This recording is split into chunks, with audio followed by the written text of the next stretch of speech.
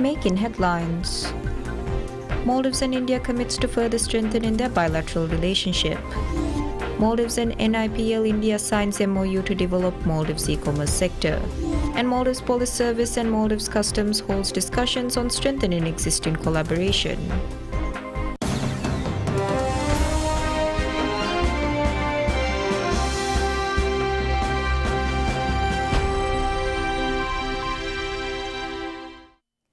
Welcome to the English News. I'm your host Malak Ahmad Fayaz. Now for the news in detail.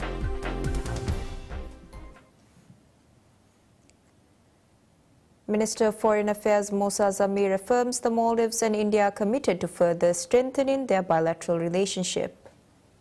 He made the statement during a meeting with Minister of External Affairs of India, Dr. S. Jaishankar, during his visit to the Maldives. In the statement, Minister Zamir emphasized India as a vital partner in the development of the Maldives, providing assistance and cooperation across various sectors. The discussions covered topics including the economy, trade and investment, education, human resource development, health, tourism, sports, and defense with a focus on enhancing bilateral ties.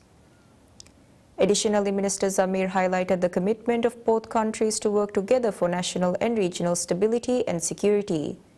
He said that this includes collaboration on combating terrorism, extremism, drug trafficking, human trafficking, and the protection of human rights.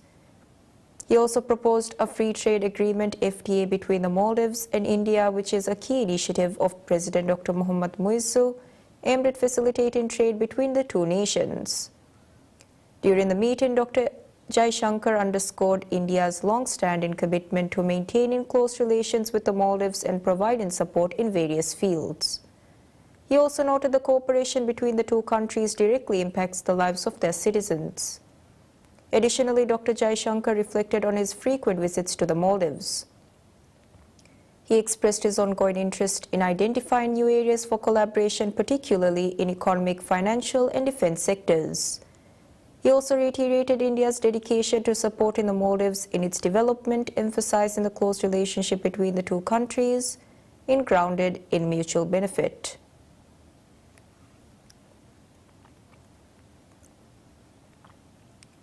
The Maldives has signed a Memorandum of Understanding MOU with NIPI, International Payments Limited NIPL, a subsidiary of the National Payments Corporation of India NPCI, to advance the nation's e-commerce sector. The MOU was signed during a ceremony held at the Ministry of Foreign Affairs, marking a significant step in collaboration between the Maldives and India. The agreement signed between the Ministry of Economic Development and Trade and NIPL aligns with the goals outlined in President Dr. Mohammad Muizzu's manifesto, particularly in fostering opportunities in the creator economy, expanding e-commerce, and broadening participation in the financial market. As part of the agreement, a digital payment system will be developed to offer easy and secure remittance services, promote access to services for the underprivileged, and facilitate economic activities. The agreement also seeks to enhance connectivity with both national and international networks, enabling smoother business transactions. In addition, it will provide training and support to financial service providers in the Maldives to fully leverage emerging financial transactions and e-commerce systems.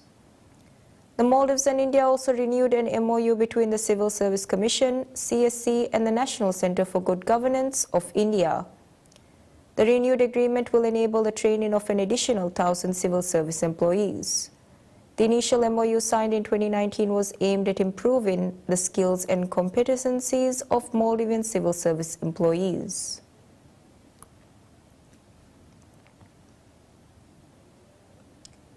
Maldives Police Service and the Maldives Customs holds discussions on strengthening existing collaboration. The discussions took place during a meeting between the Commissioner of Police Ali Shuja and Commissioner General of Customs Fatima Diana. During the meeting, the two discussed ways to further strengthen the relationship between the two institutions. As such, discussions were held on expanding and further strengthening the joint efforts to prevent the smuggling of drugs and other substances into the country. Discussions were held on ways to further strengthen the existing collaboration between the two agencies and foster cooperation in technical and other areas. The meeting was an important step in further strengthening the relationship between the two institutions and working together to ensure the safety and security of the Maldives.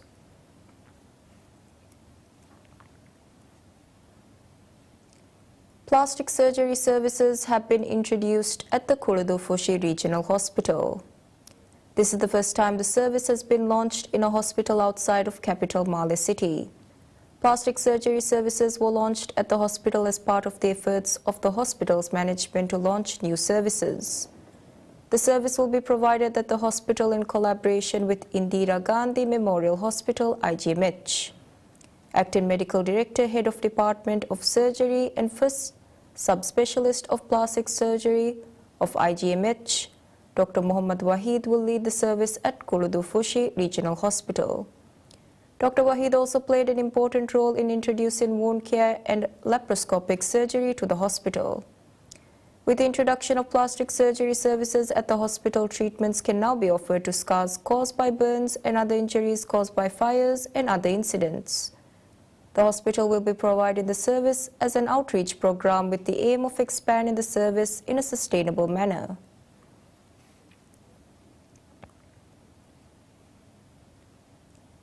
The Indira Gandhi Memorial Hospital, IGMH, discloses that the hospital is working to expand services provided by the hospital and introduce services to the diseases that most Maldivians go abroad for treatment. This was disclosed by the Deputy Chief Executive Officer of IGMH and Dharmavanta Hospital, Dr. Shah Mahir. Speaking to PSMNEWS, Dr. Shah Mahir disclosed that IGMH is working to develop treatments for cancer, heart disease, stroke and brain diseases in the Maldives. He added that the open heart surgery is planned to be performed at the hospital very soon. He also stated that the hospital is working to introduce vascular surgery as well. The doctor stated that the introduction of such specialties will increase the overall health services. He also added that intensive care services should be expanded if major surgeries are being done at the hospital. He noted that the changes brought to the entire health system will improve the services of IGMH. Noting that one of the reasons for the delay in services at the hospital is the lack of bed capacity, the Deputy CEO of IGMH stated that the construction of the 74-bed 4-story building will increase the bed capacity of the hospital. The 29-year-old hospital currently has a bed capacity of about 350 beds.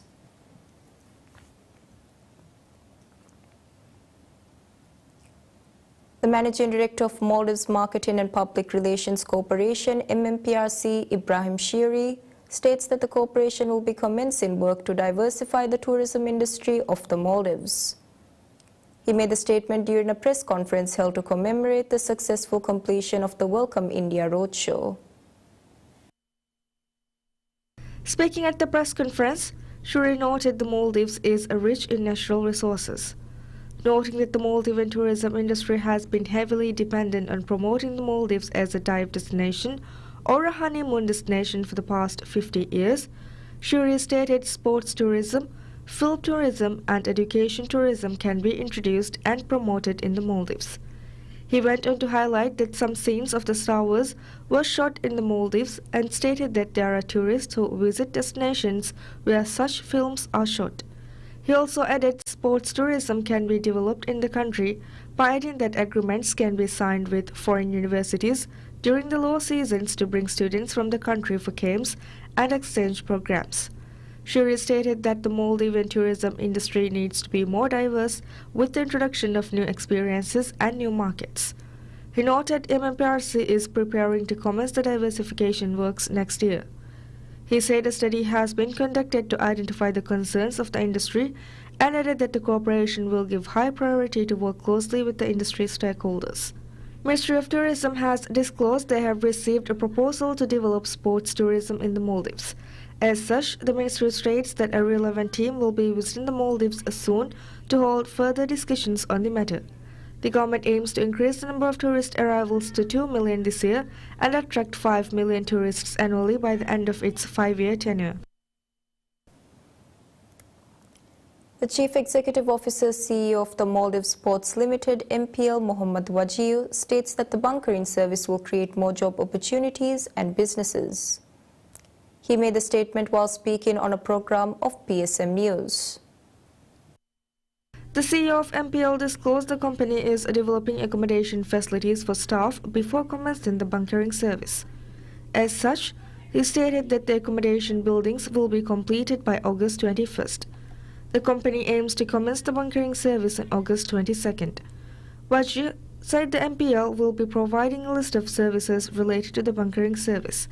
As such, he noted that the company will be providing water bunkering services and clean water supply, as well as cruise terminal pilotage and tower services. He also stated that services like supply of food, lubricants, and spares will also be provided by MPL as part of the bunkering service. Noting these transactions will be conducted in US dollars, Wajir highlighted that this would bring in millions of dollars into the economy. He noted that this will be beneficial to MPL and the country's economy. Adding that the service would provide new job opportunities in the islands, he disclosed that MPL has already announced the recruitment of new employees. Furthermore, Wajir noted this will also create more business opportunities and increase the economic activities carried out in the area. He added that the government aims to make the maritime industry the third largest industry in the Maldives. Two 4,000-ton oil tankers are scheduled to be brought in to start bunkering services in the north of Maldives. The government is implementing the bunkering service in two phases. During the first phase, MPL will be providing an off-port bunkering service. For the second phase of the project, the government aims to develop a port with all other services required. The bunkering service is a supply of fuel to marine ships and vessels. Minister of Tourism Ibrahim Faisal states that the government will be announcing special loans for guest house development. He made the remarks during a press conference. Speaking at the press conference, Minister Faisal noted the government will this year open special loans for youths to develop guest houses. He stated that it was time for the youth of the country to invest in the tourism industry. The minister added that discussions have been held with the Bank of Maldives and the Maldives Islamic Bank regarding the loan scheme. Additionally, Faisal disclosed that the Tourism Ministry is working on a master plan to develop tourism in all the atolls.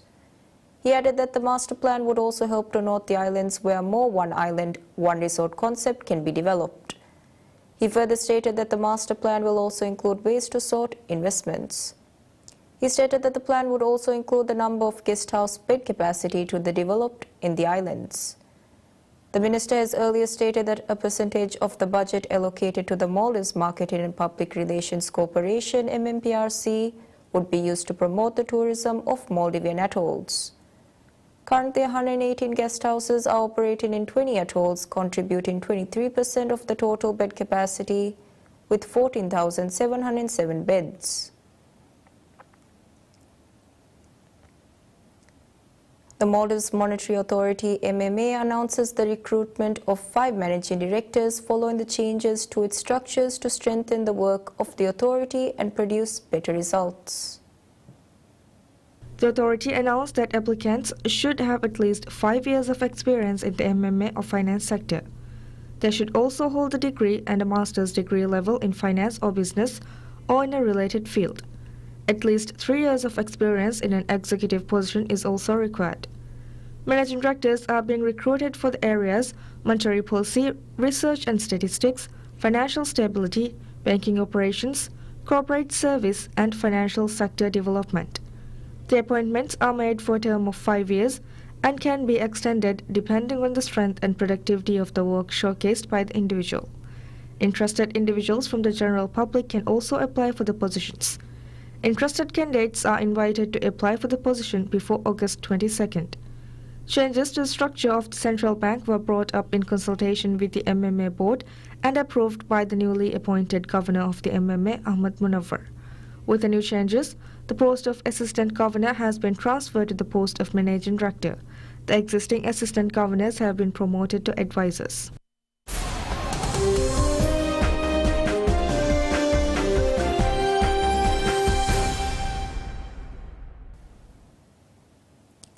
Ghana opens its first commercial gold refinery in Accra, the capital, as part of an effort by Africa's leading gold producer to add value and earn more than from the precious metal which has been mined for centuries.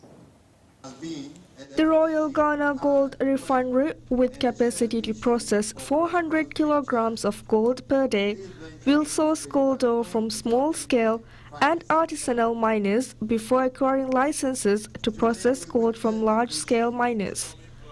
The refinery is a partnership between Rossy Royal Minerals of India and Ghana's central bank with a 20% stake.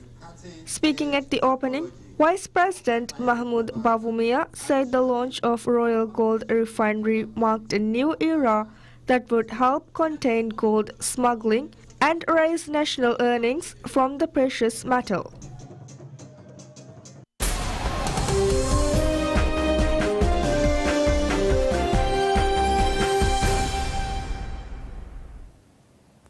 Japan's Prime Minister Fumio Kishida cancels plans to visit Central Asia and spearhead precautionary measures instead. The Japanese Prime Minister's decision came following an unprecedented warning that the risk of a major Pacific Coast earthquake was higher than usual.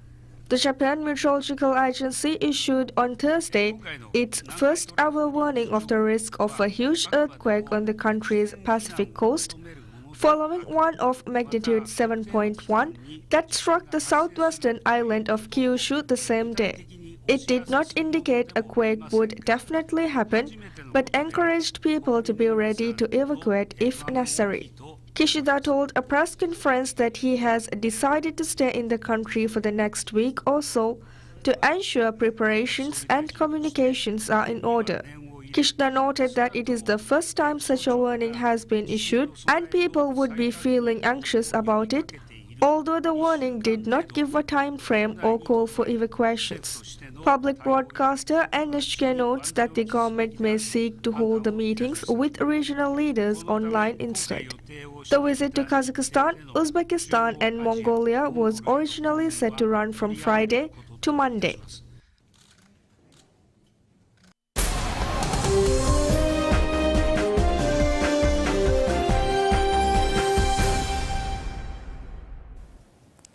Portugal's defender Pepe announces retirement from football.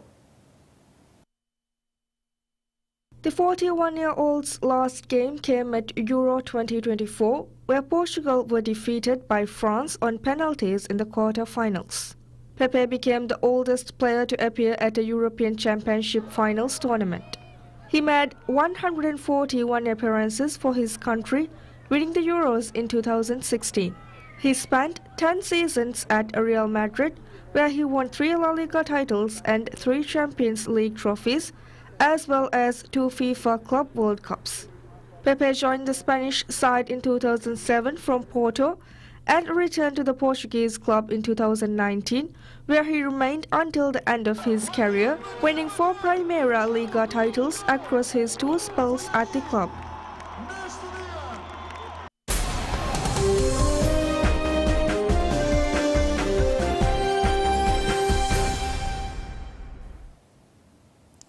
Danes in central Copenhagen marks the return to supermarket shelves of fiery South Korean ramen noodles that had been banned for being too spicy, a decision that has since been partly reversed.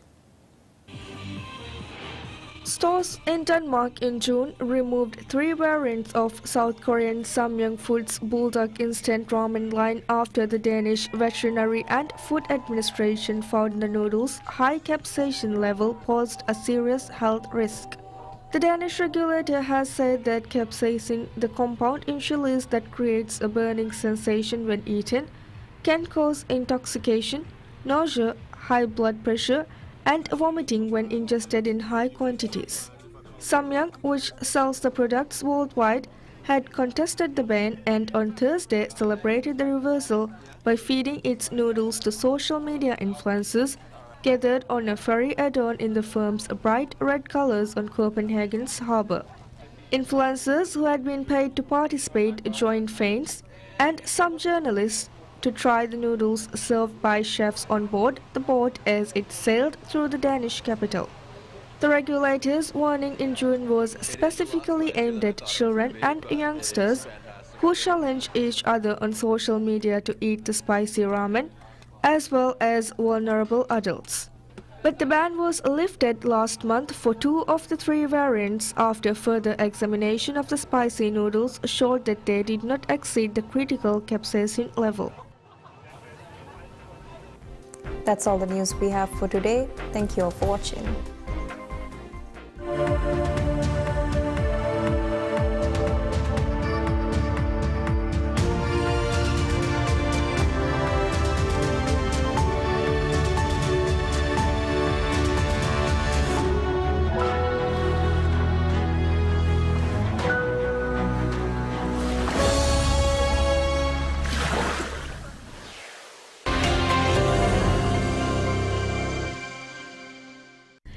PSM ಗೆ TV channel ತಕ radio channel ತ ಮಿಹಾರು PSM